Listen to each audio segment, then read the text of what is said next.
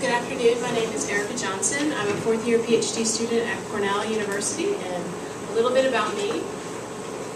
I was born and raised in Baltimore, Maryland. I did my undergraduate at Dartmouth College. I also have a fair amount of experience in the space program. I worked in a couple of different capacities there.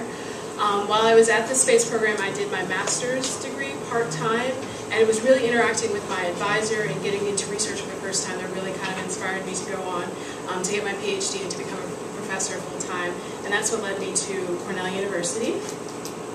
To know me is to know that I love scuba diving. It's one of my favorite things to do. I also enjoy making pottery and painting. I also love coffee and books, so Barnes & Noble is like one of my favorite places to go. So about the research that I've been conducting at Cornell University, so I study rivers and estuaries, and I don't know if you've ever looked at the surface of a shallow water flow, such as in this picture, right, that one and right there. I'm usually here and here. What you'll notice is that the surface is not ever really smooth. There's lots of surface waves and evidence of water upwelling from the surface. So there's a shear stress that's taking place at the bed of rivers and estuaries, and you can see that in this figure right here. And what you see is that this shear stress is causing intermittent ejections of fluid to rise away from the bed, and in shallow flows, these bursts of fluid interact with the surface, and that's what's causing these turbulent surface features. So the focus of my research is to study these turbulent surface features. We believe that because their origin is at the bed, that they contain information about the underlying bulk flow, and so that's what we're trying to do. We're trying to tease out information about the bulk flow by just studying the surface. So one of the primary applications of my research is the stream gauging program conducted by the United States Geological Survey. They measure a number of different hydrological parameters at approximately 7,000 locations across the country.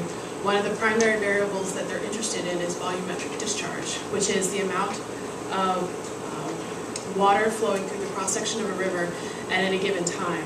That's the formula for it right there. Q is the discharge, B is velocity, B is the width, and H is the depth of the river. And so what they do to measure this volumetric discharge is that they make point-to-point measurements spanning the width of the river and the depth. What we would like to do is to improve this. We'd like to be able to make the same measurement by solely studying the surface of the fluid. And so that's our goal. Incidentally, volumetric discharge is a primary input into the flood prediction models, and so that's how